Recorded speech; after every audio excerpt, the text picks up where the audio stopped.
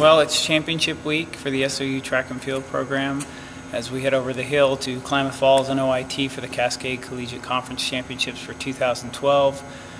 I think that our meets leading up to this week have been productive. We have a number of people on both the men's and women's sides who've had personal bests the last couple of meets, which indicates that our training and all of our physiological stuff in terms of rest and progression through training is peaking at the right time.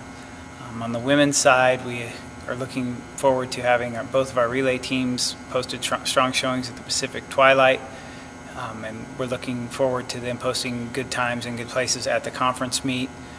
We're trying to look for our women's. We're more concentrating on individuals getting individual conference championships and conference titles versus an overall team title. We just don't have the depth yet on the women's side to compete for an overall conference title, but we certainly have numerous athletes both in the distances and sprints and jumps, and even Hannah Mason coming on in the hammer and the discus, that have a chance to be all conference on the women's side. And on the men's side, it looks like it'll be a dogfight amongst 3 or 4 different teams, specifically Concordia University, Eastern Oregon, and ourselves. All of us have our different areas in which we're strong, and it's just going to be one of those things where we're going to have to see how it plays out when we get over there. It's a little nerve-wracking as the rest of the coaching staff can attest, but it's fun, and that's kind of why we do this, to see how we're going to stand up against the rest of the conference, and how our conference stands up against the rest of the NAI. And we have numerous athletes who are contending for conference titles individually: John Zolander in the 400,